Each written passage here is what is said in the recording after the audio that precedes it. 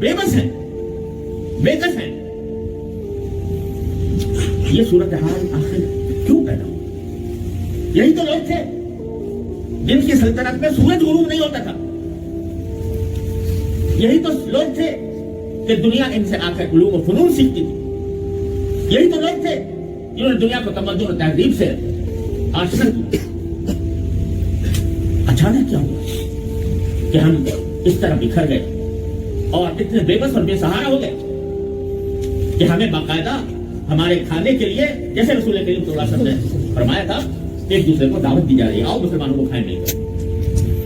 वो सूरत हाल हज़रत मौलाना जिस्म शफीद रहमतुल्लाह अलैह ने एक मरतबा आपको पता है कि वो माल्टा में अंग्रेजों के हाथ के साथ गए, अंग्रेजों ने उनको गिरफ्तार किया था और कई साल वहां पर कैद है।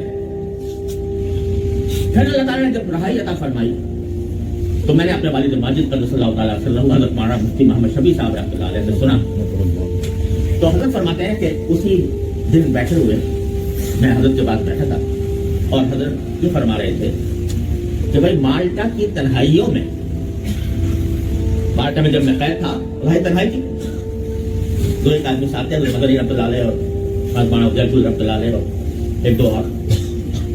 लेकिन जब माल्टा की तन्हाइयों में मैंने जितना गौर किया तो मुसलमानों के ज़वाल और इन्हितात के दो सबब अल्लाह ताला ने मुझे बताए। जब बुनियादी तौर पर दो सबब मुसलमान, एक मुसलमानों का सबसे पहली बात कि हमने अपने आप को फिरकों में तकसीम कर दिया। ये देवबंदी है, ये बरेलवी है, ये हदीस है, ये हमारा है, ये दूसरा है। इस इफ्तिराक की वजह से, और फिर इफ्तिराक एक तो मजहबी बुनियाद पर, एक लिसानी बुनियाद, ये अरब है, ये तुर्क है। खिलाफत जो टूटी वो कहां से टूटी? या अरब और तुर्क के दरमियान इफ्तिराक पर है। तो एक सबब तो है इफ्तिराक और दूसरा सबब है कुरान करीम को छोड़ना, कुरान करीम को तिलावतन छोड़ना, फहमन छोड़ना और अमलन छोड़ना।